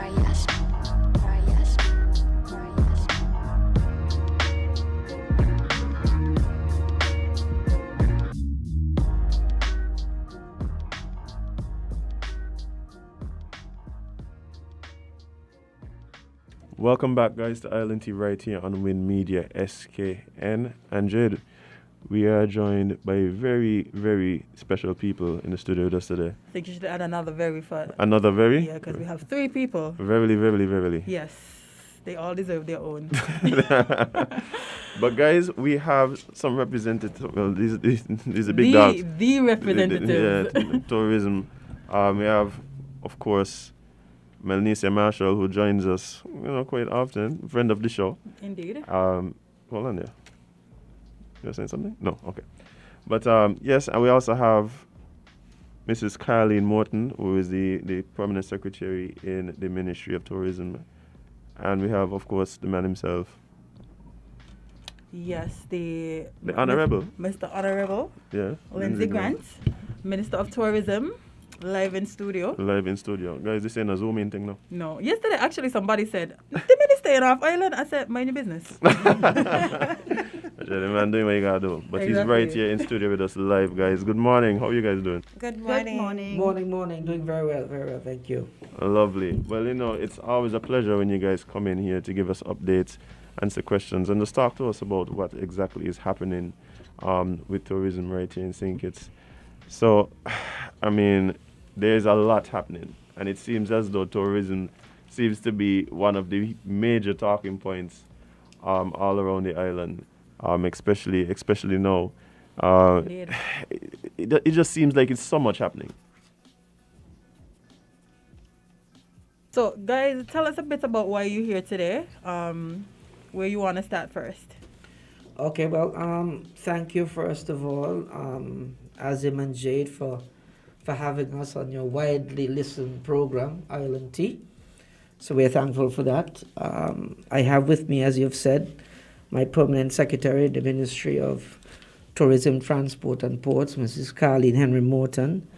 And I also have with me my newly appointed Deputy CEO of the Tourism Authority.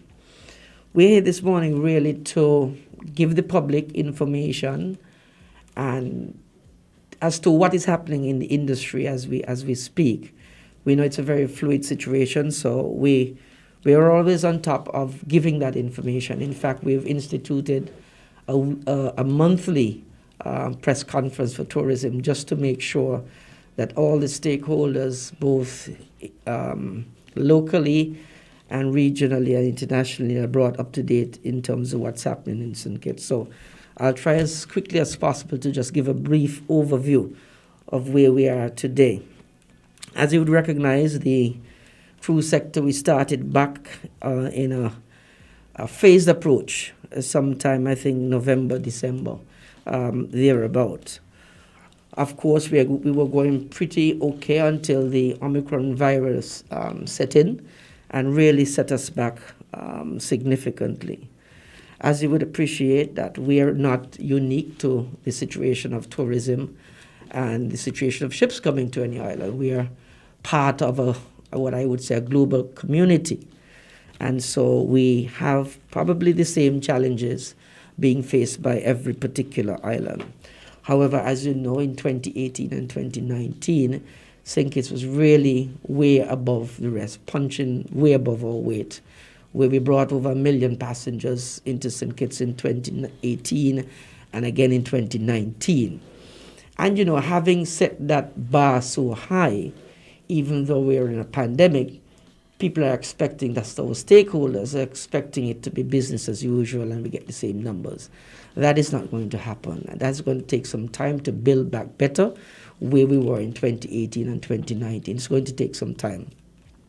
And we are here as the principal policy persons for tourism to ensure that we keep the ship of state steady and we project and get ready for what the future will hold for us. It's a very, very, very challenging time. We've had sleepless nights, night after night. We've been meeting with our stakeholders both locally. We've been meeting with our international stakeholders almost on a daily basis by Zoom, ensuring that all the cruise lines are up to date with our new protocols, because the protocols change over time.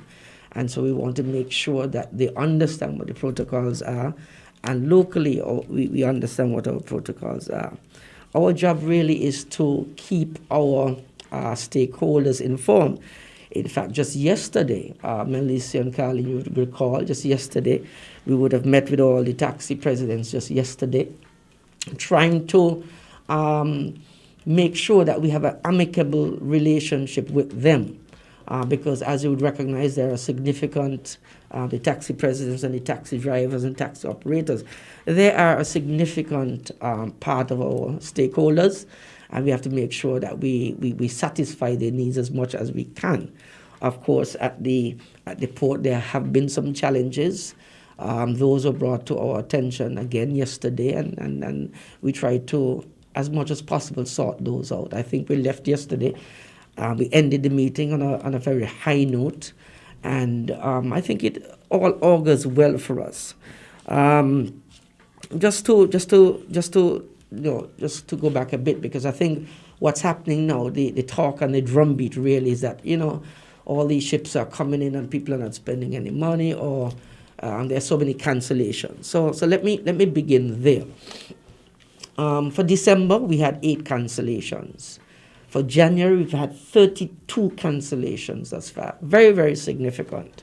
This month of January? This month of January alone, we've had 32 cancellations.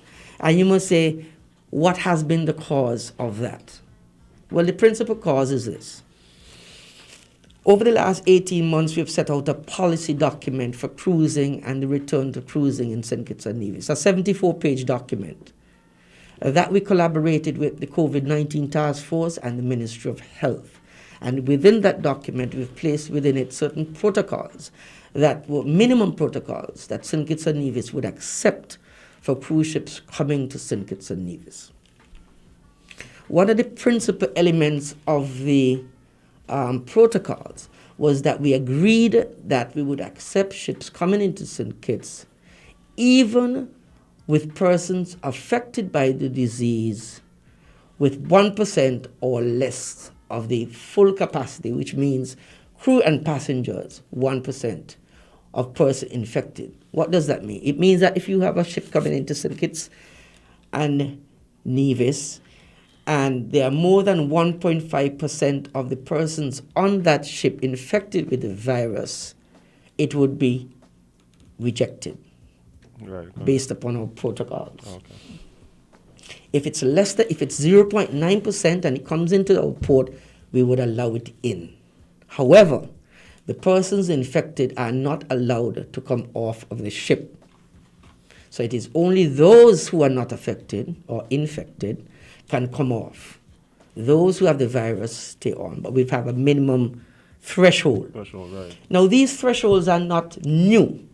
As a matter of fact, because of the Omicron, they are on the drumbeat, but they're not new. For example, there are protocols in place that have been there for years in terms of gastroenteritis. So there's a threshold for gastroenteritis if there's a problem on the ship. Right. That we will disallow if there's a certain threshold that they've gone above if they have gastro.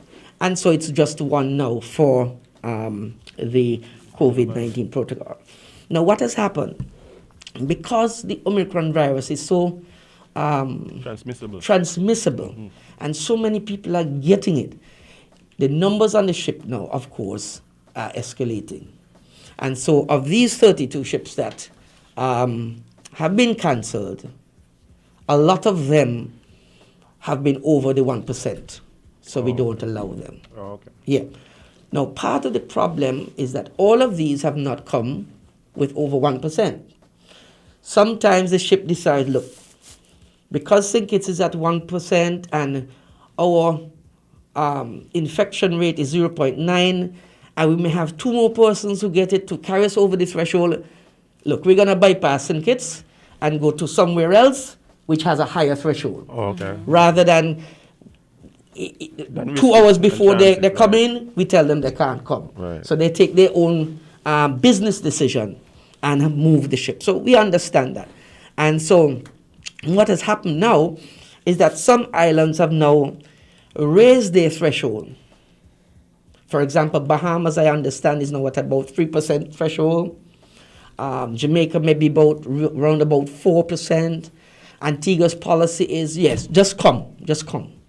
And so what is happening now, we are losing our ships to our competitors. That is really the bottom line. Okay. And so we have to decide now as a country, St. Kitts and Nevis, whether or not we are prepared now to raise our threshold from 1% maybe to 2.5%, 2%, whatever it may be. That's a decision that the cabinet will have to take in conjunction with the Ministry of Health and the COVID-19 task force. That's a decision we have to take. That's a serious decision to take because 32 ships not having come means that taxi drivers would have lost a lot of work, taxi operators, the Alarab vendors, the primate vendors, the retailers. You know, it's a whole gamut. SCASPA would have lost money in the interim. And I'll just give you an idea. For December, in terms of head tax, SCASPA would have lost $130,750 US. For January, the loss of cause, SCASPA would have lost $390,790 US. That's close to $1 million out of pocket just for January alone. That's significant. We have a whole cruise pier to pay for. So these are critical decisions that we have to make. But in making them, the health and the safety and the well-being of our citizens and residents is still paramount. And so we have to balance. It's a balancing act we play. And for example, if I use the details of the BREA report, the BREA report is an economic impact report which is done every 4 years. Not done by us, but done by the FCCA, the Florida Caribbean Cruise Association, done every 4 years. The last BREA report was done in 2018. So a BREA report is due probably this year. I doubt it will make much sense because these are different times. However, the last BREA report, we had the third highest spend in the region, St. Kitts and Nevis. The spend per passenger was $135.94 US per person. The third highest spend. Taking that into account and taking into account the loss of the ships in December, we would have lost, for the country in terms of retail, etc., we would have lost $889,100 US just for December alone. For January alone, we would have lost $2.6 million US dollars. Over 7 million EC dollars into this economy. So it's significant. And so we now have to go back to the drawing board to determine what do we really do, you know. I want to stop there because I want to have Melnecia or Carlene say something. I don't want to hog the show, and I think, you know, they bring a different perspective to the table. Melnecia? Good morning. Thank you, Minister. Good morning to everyone out there listening. It has definitely been a challenging time, as the Minister has indicated, and we have continuously been working with our stakeholders, both locally and internationally, to try our best to maneuver the waters. But what we really want to say, because we know persons are hurting, we know the taxi operators, we've heard their cries. They have indicated that, you know, some of them are losing their vehicles. Some of them have not been able to earn what they expected coming into January. And so, as the Minister would have indicated, it's a very delicate balance between lives and livelihood. And so we now have to go back to the drawing board and really look and see what improvements or revisions we can make to the protocols to ensure that we are not only just providing for our nationals, but we are also competitive in the global marketplace. And so I just wanted to just put that plug in there because it's critical that we understand where we are and where we are going. And just to make sure that we understand, St. Kitts is not an itinerary on its own. When we have these ships leaving their home ports, they're going to 5 and 6 other destinations. And so when we look at the situation, St. Kitts is just but one. And so even as we revise our protocols, we have to make sure that we're in harmony with the rest of the region. Because this is one of the things that we have had discussions with the FCC about almost on a weekly basis. The entire Caribbean has to basically come to a consensus and say, okay, we are going to accept this percentage, whether it's 2%, 1.53, it doesn't matter. But we have to actually go to the drawing board with everyone else. We have to work with the other destinations to arrive at that number that can work for all of us. So this is really a situation where each one has to reach one, and we are dependent on each other. So I'll pass over now to Mrs. Morton if you have to add Good anything. morning again, everyone. If I can piggyback a bit off of what both Minister and Melnecia would have said, I think we can't emphasize enough the importance of the big picture. You know, people getting the big picture. Mrs. Marshall would have said that St. Kitts is not an itinerary on its own. And I think that is very important for us to grasp. Both persons who are working in the industry and other persons who have an interest in what is going on, but you may not necessarily work directly in the industry.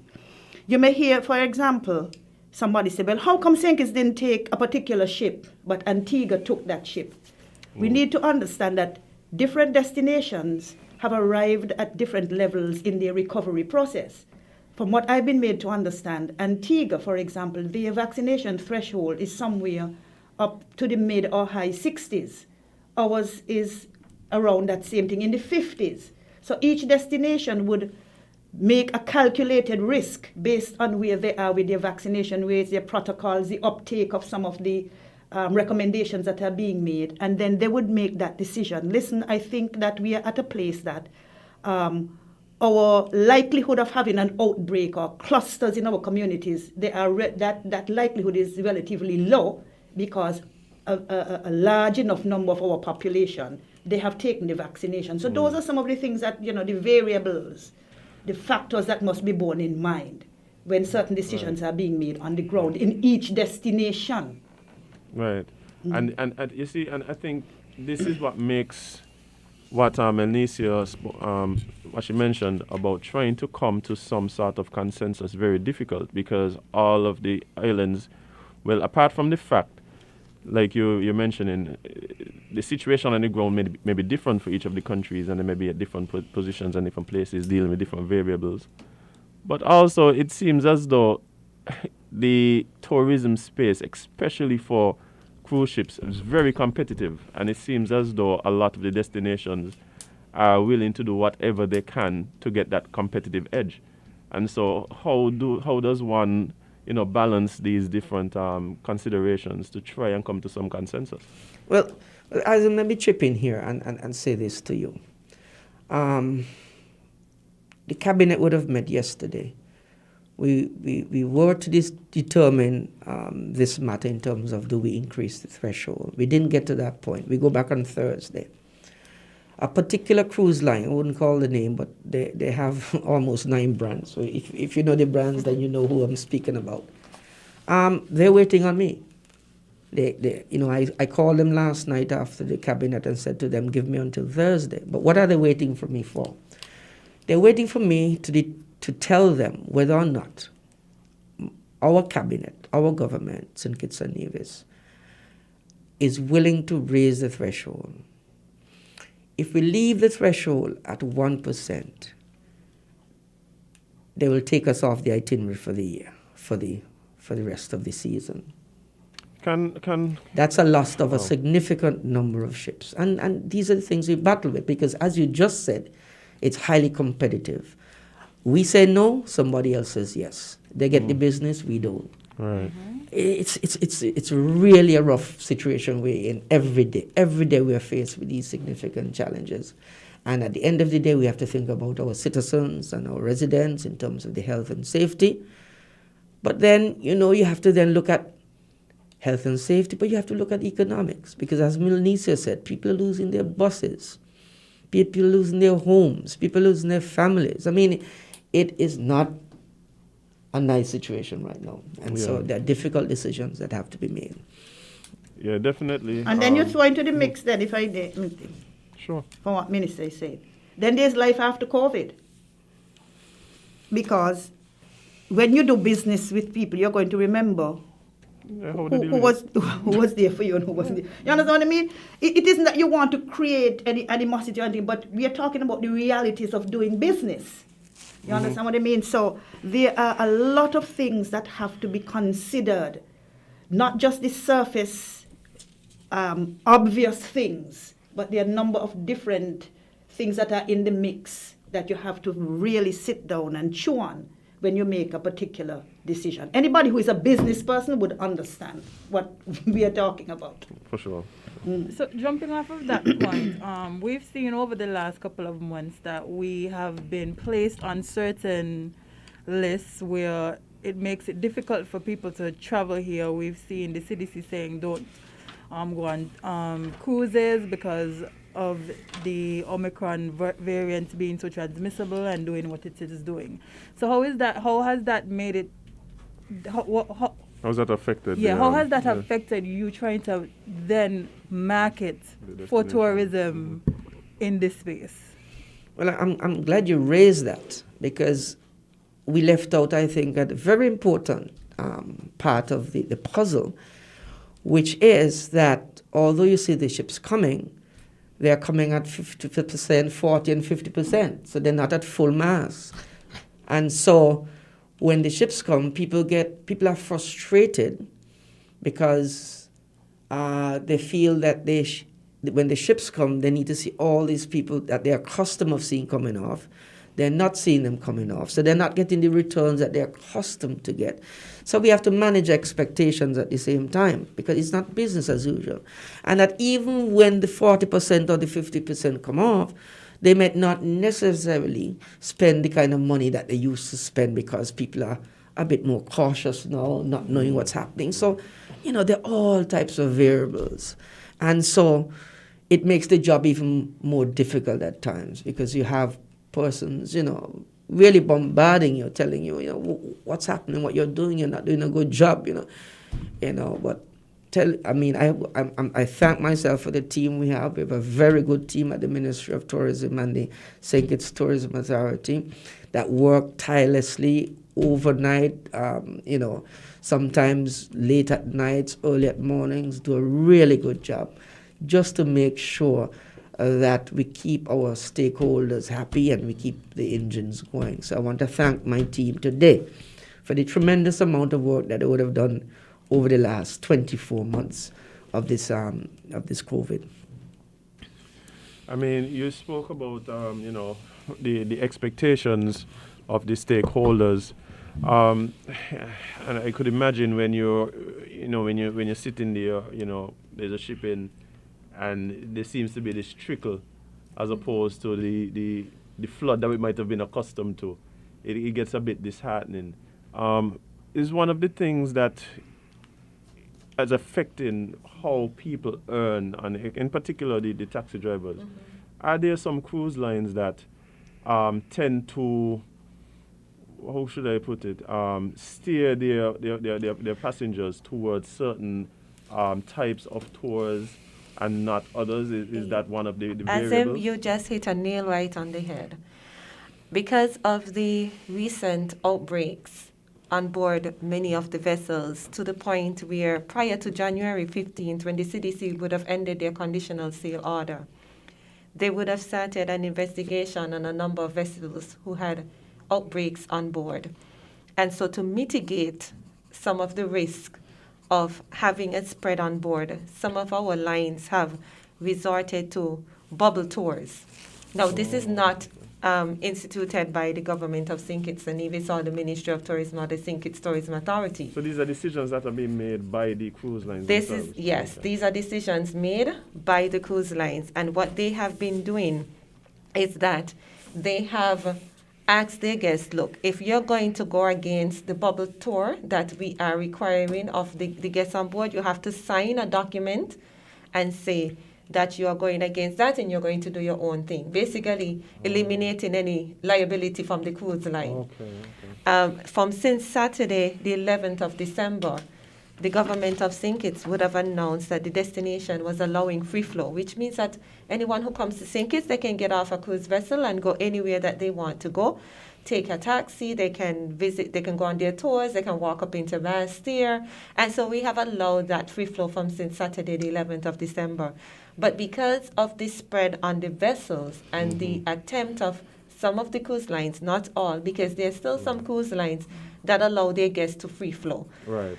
But some of them have also taken that decision where they don't want their guests to free flow. They want them to be in bubble tours to mitigate their risk.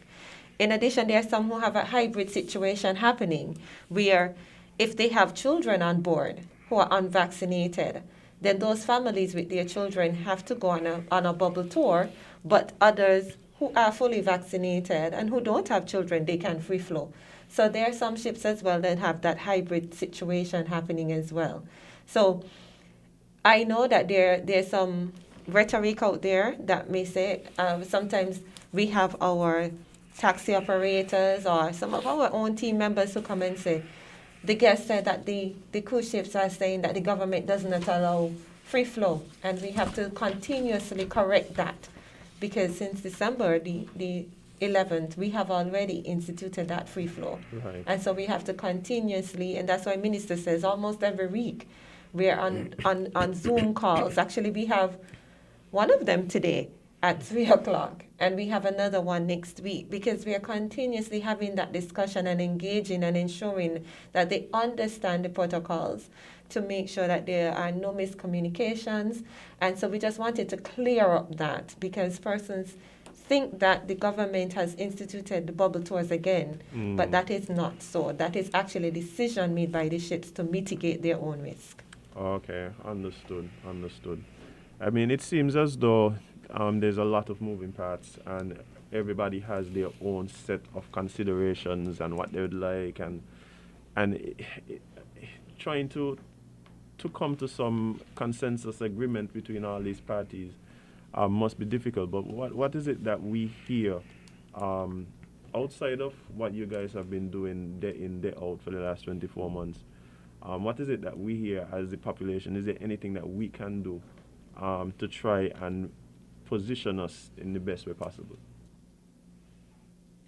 If I may, one of the things I would like to, Carlene Henry-Morton, would like to recommend is that more persons go and get themselves vaccinated, because that is one of the vulnerabilities that will come back to haunt us, especially where the ships coming in and so on and so on. If we can get our general population vaccinated up to about 70+%, I think that we put ourselves in a very good position for us to, engage the ships, getting them to understand, listen, there is no need now, no compelling reason why people must go in bubble tours and so on. Most of the persons on island are vaccinated. You understand what I mean? We need to get our vaccination status at a much higher level, generally speaking, not just the persons who work directly in the tourism sector, in the industry and so on. So that is one of the ways that I would recommend if I were asked. Right. In my private capacity as Carlene Henry-Morton, I think that is one of the ways that we need to definitely go. I think it's important for us to recognize the role we play because, as the minister highlighted, the financial and economic impact, it affects all of us. It affects all of us. So you definitely have to have an interest in what is happening in this sector in particular because of the importance it plays to the economy. It does, definitely. But guys, unfortunately, time has run down on us. Do you have any last words that you want to give the listeners and viewers before we depart? Yes, but what I would say is, for my parting words, I would say the resumption of cruise is really a process. Everything will not come back quickly or as quickly as we may want it to come back. I would consider it to be a working in progress. And as we make our strides, we want to continue to engage our stakeholders, both locally and internationally. We want to, make sure that we continue to stay safe and healthy and observe the protocols that are there. And we are committed to coming back ever so often to update our community and our stakeholders as to what exactly is transpiring in the industry, because this is a significant industry in terms of tourism being an economic driver. And so we have to make sure that this industry stays alive and stays well and is well oiled. And so we want to thank you for the opportunity that you've given us this morning to be on your island, T, to say a few words. Well, guys, we understand the challenges, but we do believe that, just like the minister, we have a team that is up to the task. We're looking forward to seeing how the resumption continues as the months progress. Mm-hmm. But thank you so much for taking time to come out and hang out with us right here on Island Tea. We really appreciate it. Thank you much for having us. Thank you. Thank you, Jade. Well, Jade. Oh boy, I just don't want. I tell you, there's some jobs in this world that I don't want. Yeah. And I don't want any of those ones. I tell you, I can't imagine having to deal with a tourism industry in a pandemic, you know. But I mean, like I said, we have seen improvements over the months, and I do believe that there is a genuine concern, a genuine effort to try and bring back things to close to where it was sooner rather than later. So yeah, man. But Jade, unfortunately, we gotta go. Yeah. We gotta leave. We gotta go. We gotta disembark. Guys, it's been a pleasure hanging out with you today, Tuesday. If you listen to us on Facebook, YouTube, or Win Media SKN, big up yourself one time. If you turn on the radio, turn it up loud and listen to us on 98.9. Make sure everybody can hear it. Boom, bam. Y'all are the MVPs. Jade, we had some cool calls. Big up this lady, bye.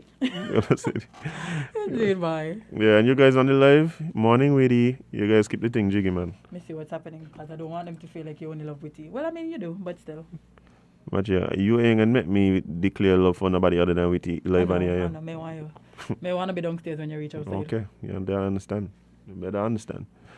Guys, it's been a pleasure, like we're saying. We're going to be back here tomorrow. It's going to be hump day. But the week's just going. The week's just going, Jade. It's Wednesday already, as ever? Easy, so. What? You got things I was supposed to do last week. Wednesday, me and do yet. I got to go knock them out, see? But guys, just want you guys to have a wonderful day. Productive. Mm-hmm. Please stay safe. Look out for your fellow man. Deal with people with love and respect. And grace. And please do something about the people that are on 4th Street before it's too late. Provide help for those that need it. Provide help for those that need it. We're talking to our hard and we talk to our soft. All right. But guys, it's been a pleasure. Remember, spend more time living your content than posting it. And you can't be everybody's cup of tea because you is not a mug. See you guys tomorrow.